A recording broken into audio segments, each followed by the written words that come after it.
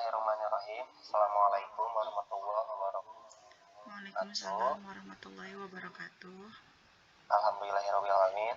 Wabihi nasta'inu ala umuri dunya wa din wa ala alihi washabihi ajmain. Amma ba'du. Yang terhormat Ibu Nasihat Pengampu. Alhamdulillah pada kesempatan ini kami hari menyampaikan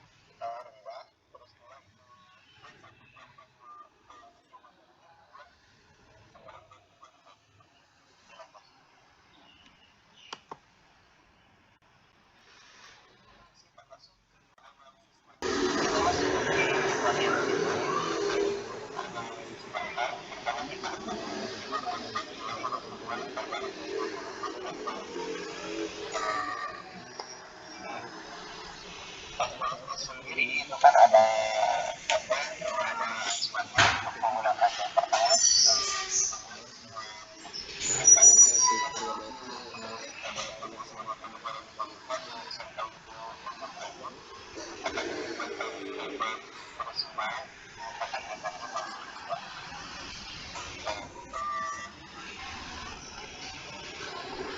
pengambilan keputusan istilah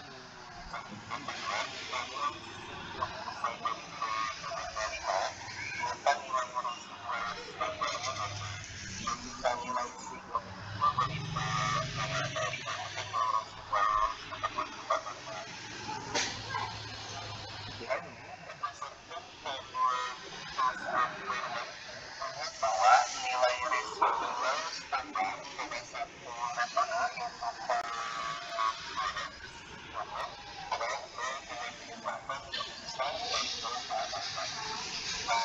Safiro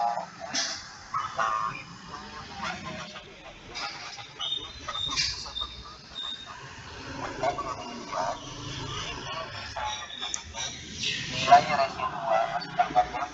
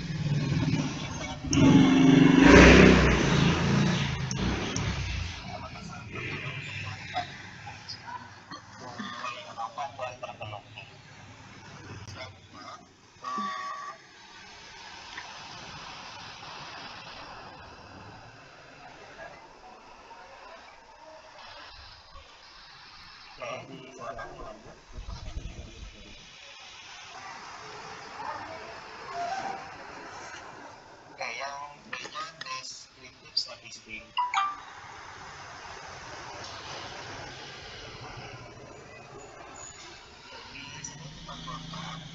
Akan dan variabel hasil belajar PAI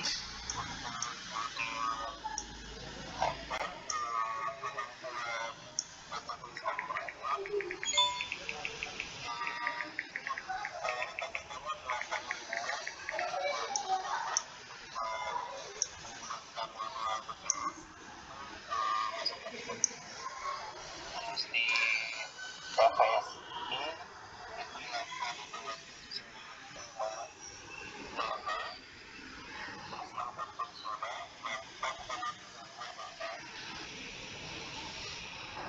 dari tabel deskriptif statistik ini menunjukkan bahwa rata-rata hasil lamar pelatih setelah sesuai dapat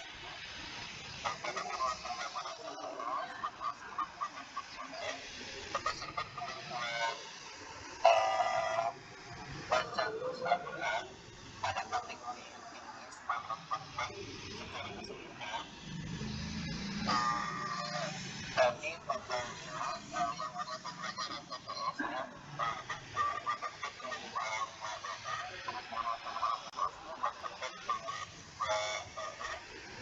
pelajaran konvensional 84,3 standar dalam kata tersebut rata-rata kemampuan baca tulis Quran siswa kemampuan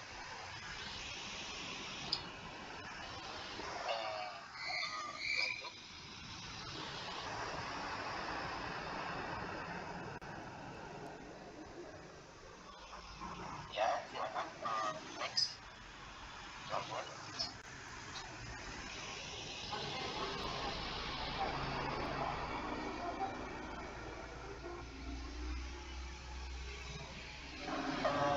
Selanjutnya, berdasarkan analisis minus subjek faktor, terlihat bahwa terdapat 3 jenis model penggambaran. Yang pertama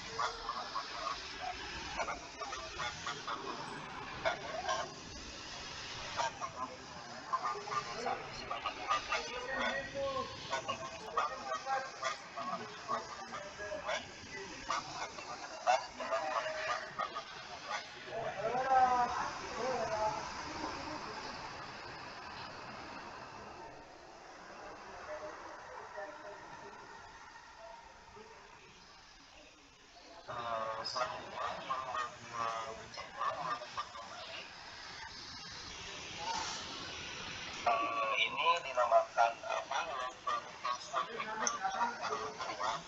suatu metode untuk menguji homogenitas variasi.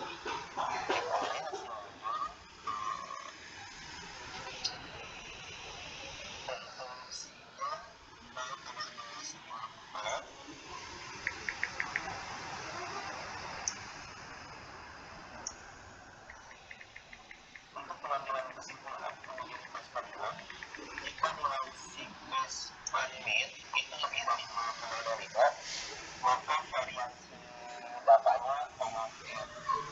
Terus jika nilai siklus bandwidth kurang dari 0,25, maka variasi di data tidak homogen. Berdasarkan tabel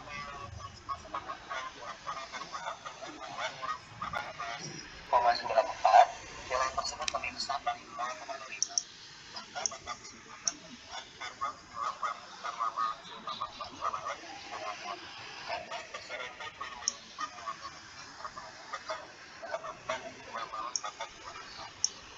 Selanjutnya akan dilakukan rekan saya, Ibu Siti Hana dan Ibu Hana dipersilakan. Bismillahirrahmanirrahim. Saya akan mencoba melanjutkan. Sudah kita tahu bahwa tadi uji homogenitas dan ini bisa dilakukan, maka kita akan melakukan tes kompetitif saja. Untuk tes yang dilakukan, kita dapat melihat hasilnya dari pembelajaran PAI dengan beberapa hasil seperti the corrected model dengan nilai signifikan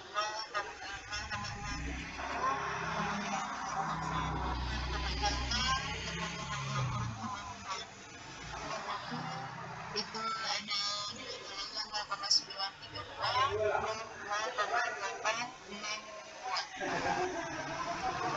Kemudian kita akan melakukan uji hipotesis. Untuk hipotesisnya adalah tidak terdapat perbedaan hasil belajar PAI siswa berdasarkan model pembelajaran, baik TPS, TPSQ, dan konvensional.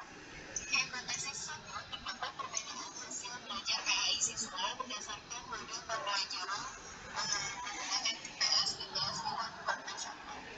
Dasar penentuan keputusannya adalah dengan pemilahan nilai dari signifikan.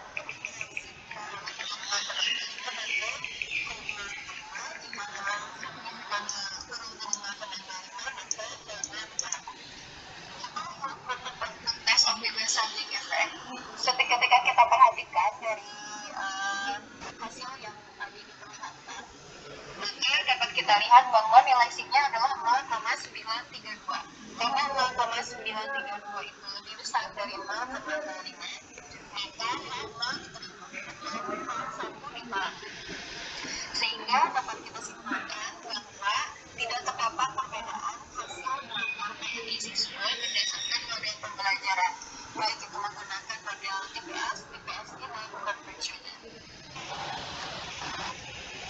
Kemudian selanjutnya kita akan menguji hipotesis selanjutnya yang berbunyi yang H0 tidak terdapat perbedaan hasil belajar PAI siswa berdasarkan kemampuan intelektualnya, baik itu tinggi serta rendah. Hipotesis 1, terdapat perbedaan hasil belajar PAI siswa berdasarkan kemampuan intelektual, baik itu tinggi, sedang, dan rendah. Dasar pengambilan keputusan hipotesisnya masih sama, kita melihat dari nilai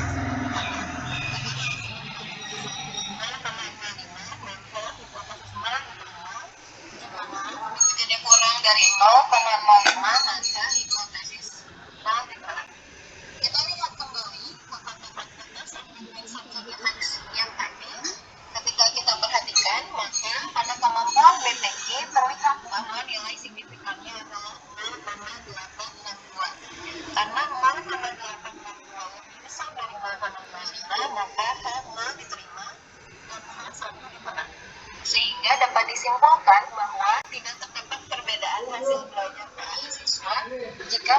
berdasarkan kemampuan BTI untuk anak yang memiliki kemampuan tinggi, sedang, dan rendah. Kemudian selanjutnya kita akan menguji juga hipotesis yang selanjutnya, yaitu tidak terdapat interaksi antara model pembelajaran dan kemampuan berpikir kritis dalam menentukan hasil belajar PAI siswa. Hipotesis 1, terdapat interaksi antara model pembelajaran dan kemampuan BTI dalam menentukan hasil belajar PAI siswa. Dasar pengambilan keputusan hipotesisnya, jika signifikan dengan besar dengan teman 05, maka hal diterima. Jika teman 05,05, maka hal ditolak.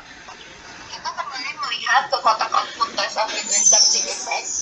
Ketika diperhatikan pada model pembelajaran dan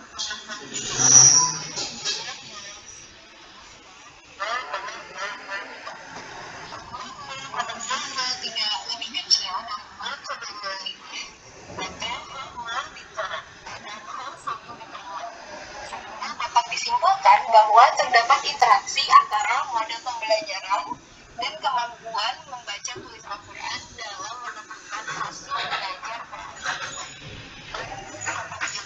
pembelajaran dan kemampuan membaca tulis Quran memberikan pengaruh terhadap hasil belajar PAI siswa. Berdasarkan hasil penelitian hipotesis, diperoleh kesimpulan sebagai berikut. Kesimpulan yang pertama adalah terdapat perbedaan hasil belajar PAI siswa berdasarkan model pembelajaran, baik itu TPS, TPSQ, dan konvensional. Yang kedua, terdapat perbedaan hasil belajar PAI siswa berdasarkan kemampuan baca tulis Al-Qurannya sesuai dengan kemampuannya di tinggi, sedang, atau rendah. Kesimpulan yang terakhir adalah terdapat interaksi antara model pembelajaran dan kemampuan baca tulis dalam menentukan agama Islam siswa. Selanjutnya, tentang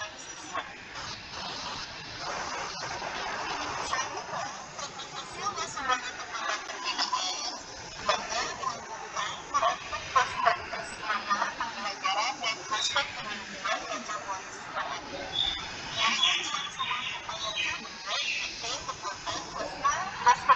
Pembelajaran sebagai berubah seperti yang terdapat dalam ayat.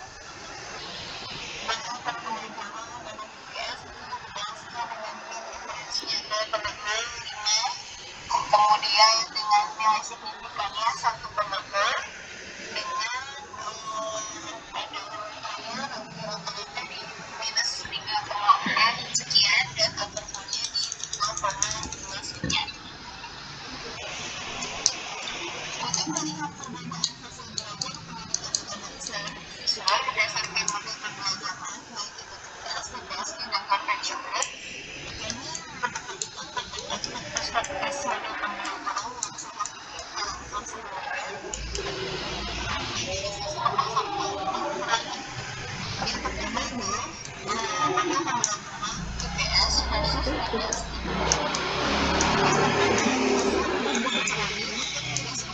Perbedaan hasil belajar PAI antara siswa yang belajar dengan model pembelajaran TPS dan siswa yang belajarnya dengan model pembelajaran TPSQ. Yang kedua, model primary difference atau perbedaan rata-rata ditentukan 0,5. Ini berdasarkan model pembelajaran dapat dilihat pada output deskriptif statistik yang sudah kita tayangkan di awal. Pada selanjutnya kita akan melakukan uji signifikansi perbedaan rata-rata hasil belajar PAI antara siswa yang melakukan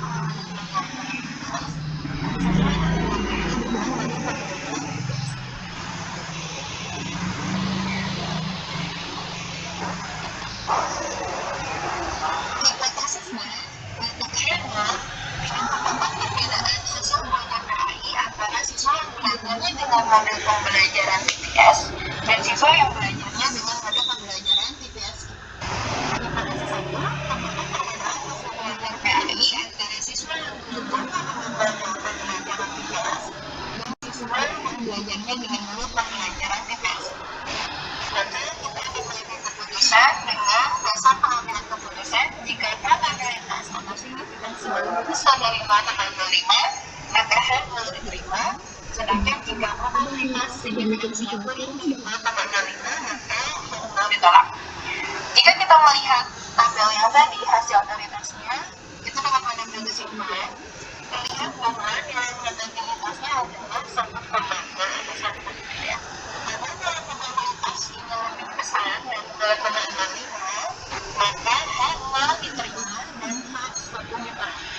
Sehingga disimpulkan bahwa tidak terdapat perbedaan hasil belajar PAI antara siswa yang belajarnya dengan model pembelajaran TPS dan siswa yang belajarnya dengan model pembelajaran TPS.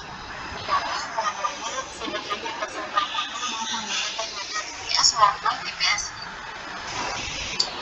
Kemudian kita akan membandingkan lagi TPS versus konvensional.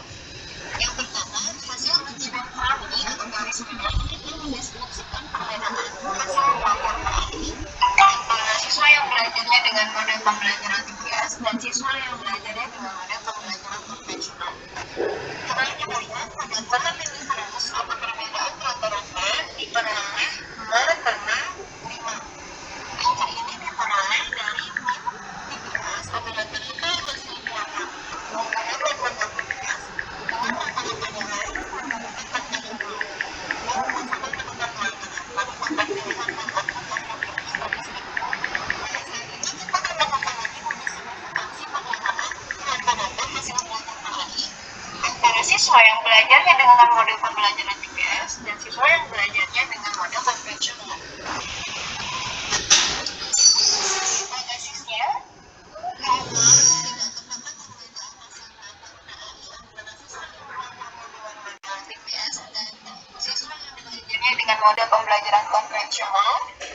H1, terdapat perbedaan hasil belajar PAI antara siswa yang belajarnya dengan model pembelajaran TPS dan siswa yang belajarnya dengan model pembelajaran konvensional. Karena seperti di atas, dasar pengambilan keputusannya adalah dengan melihat nilai signifikansi atau probabilitas. Jika lebih dari 0,05 maka H0 diterima. Jika kurang dari 0,05 maka H0 ditolak. Terlihat dari bahwa nilai probabilitas adalah 1. Jika nilai probabilitas adalah lebih besar dari 0,05 maka H0 diterima dan H1 ditolak. Sehingga disimpulkan bahwa tidak terdapat perbedaan hasil belajar PAI antara siswa yang menggunakan model pembelajaran TPS dan siswa yang belajarnya dengan model pembelajaran konvensional. Untuk penjelasan selanjutnya akan dilanjutkan oleh rekan saya, Ibu Siti Rahman Maulida. Silakan. Ya, terima kasih Ibu Siti Hana. Untuk selanjutnya, ini pembahasannya tentang TPSK versus konvensional. Yang pertama, hasil uji Benfroni akan mendeskripsikan perbedaan hasil belajar PAI antara siswa yang belajarnya dengan model pembelajaran TPSI dan juga siswa yang belajarnya dengan model pembelajaran konvensional. Yang kedua, pada kolom mean difference atau perbedaan rata-rata, yaitu diperoleh angka 0,500 dan angka ini diperoleh dari min TPSI dikurangi min konvensional. Min ini berdasarkan model pembelajaran dapat dilihat pada output deskriptif statistik yang sebelumnya ditampilkan. Selanjutnya kita lakukan uji signifikansi perbedaan rata-rata antara hasil belajar PAI dengan siswa belajar dengan model pembelajaran TPSI dan siswa yang belajarnya dengan model pembelajaran konvensional. Begitupun pengambilan keputusannya berdasarkan pada jika probabilitas sigma lebih dari 0,05 maka H0 diterima, jika probabilitas sig kurang dari 0,05 maka hipotesis 0 ditolak. Yang kesimpulannya terlihat bahwa nilai probabilitas adalah 1,400 sekian karena nilai probabilitas ini lebih besar dari 0,05 ataupun 0,423 lebih besar dari 0,05. Jadi, maka H0 diterima dan H1 ditolak. Sehingga dapat disimpulkan bahwa tidak terdapat perbedaan hasil belajar PAI antara siswa yang belajarnya dengan model pembelajaran TPSI dan juga yang belajarnya dengan model pembelajaran konvensional. Nah, selanjutnya ada post hoc tes kemampuan BTQ. Adapun ini adalah tabel hasil dari post-hoc kemampuan BTQ. Di sini ada klasifikasi tinggi, rendah, dan juga sedang. Dilanjut, Bu Hana. Nah, untuk melihat perbedaan hasil belajar PA ini, siswa berdasarkan kemampuan BTQ, yaitu tinggi, rendah, dan juga sedang. Output post-hoc tes kemampuan BTQ ini analisis berdasarkan Benferroni, yaitu kemampuan BTQ tinggi versus kemampuan BTQ sedang. Hasil uji Benferroni akan mendeskripsikan perbedaan hasil belajar PAI antara siswa yang kemampuan BTQ-nya tinggi dengan siswa yang kemampuan BTQ-nya sedang. Dan yang kedua, pada kolom mean difference antara perbedaan rata-rata diperoleh min 4,8425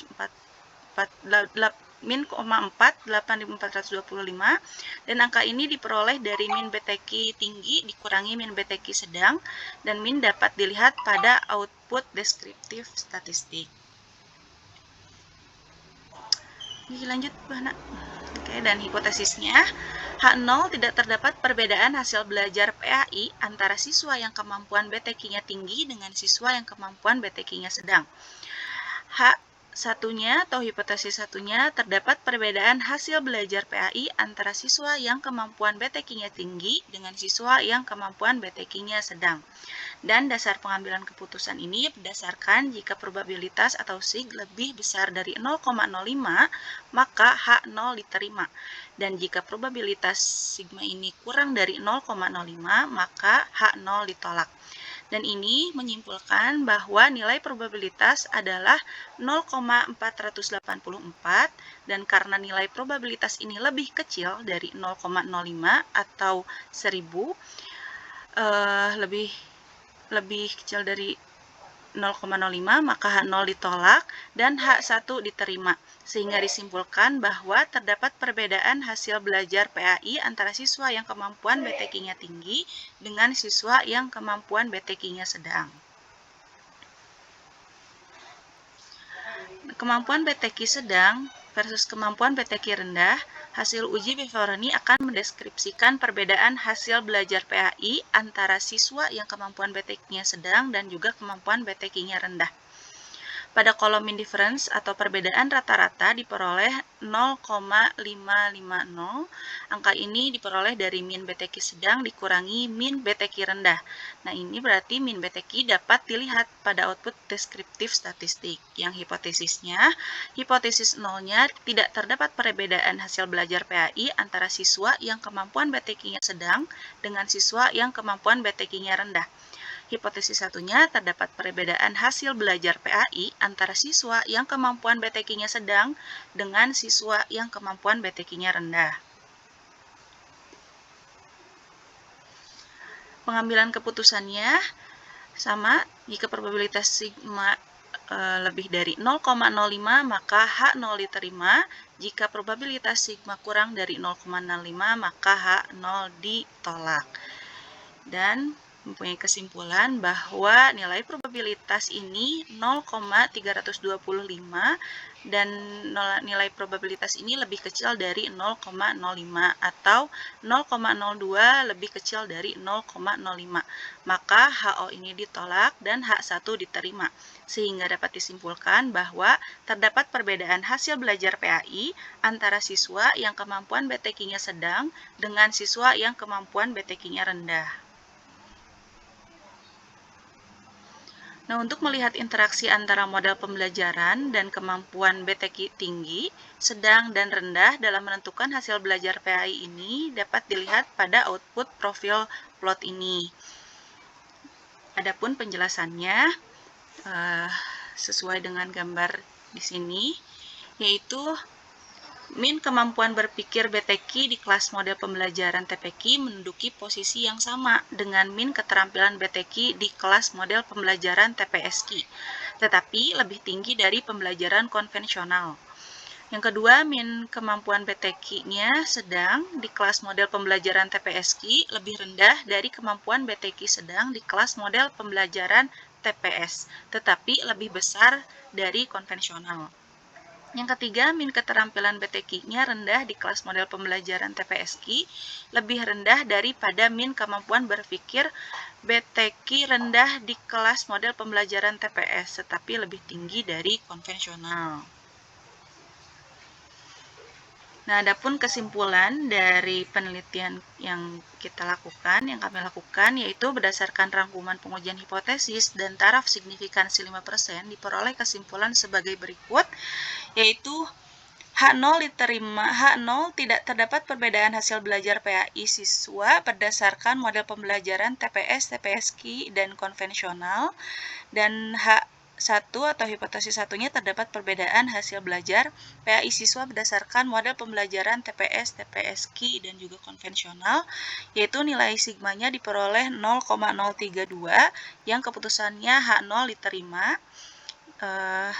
Disimpulkan tidak terdapat perbedaan antara hasil belajar PAI siswa berdasarkan model pembelajaran TPS, TPSQ, dan juga konvensional. Dan yang kedua, H0 tidak terdapat perbedaan hasil belajar PAI siswa berdasarkan kemampuan BTQ, baik itu tinggi, rendah, ataupun sedang. Dan nilai sigmanya 0, berapa sih nggak kelihatan? 0,862 ya. Dan keputusannya H0 diterima. Kesimpulannya tidak terdapat perbedaan hasil belajar PAI siswa berdasarkan kemampuan BTQ tinggi, sedang, rendah. Dan yang terakhir, bahwa H0 tidak terdapat interaksi antara model pembelajaran dan kemampuan BTQ dalam menentukan hasil belajar PAI siswa. Hipotesis satunya terdapat interaksi antara model pembelajaran dan kemampuan BTQ dalam menentukan hasil belajar PAI siswa. Nilai sigmanya 0,325 dan keputusannya bahwa H0 ini ditolak. Kesimpulannya terdapat interaksi antara model pembelajaran dan kemampuan BTQ dalam menentukan hasil belajar PAI peserta didik. Gitu. Mungkin cukup sekian dari kelompok kami yang dapat kami paparkan. Kurang lebihnya mohon maaf. Selanjutnya saya serahkan kembali kepada Pak Wandi. Iya, terima kasih banyak pada Bu Siti Hana Fadriani dan Bu Siti Rohmawida yang sudah menjelaskan terkait hasil penelitian dari kelompok kami. Itu saja yang bisa kami sampaikan.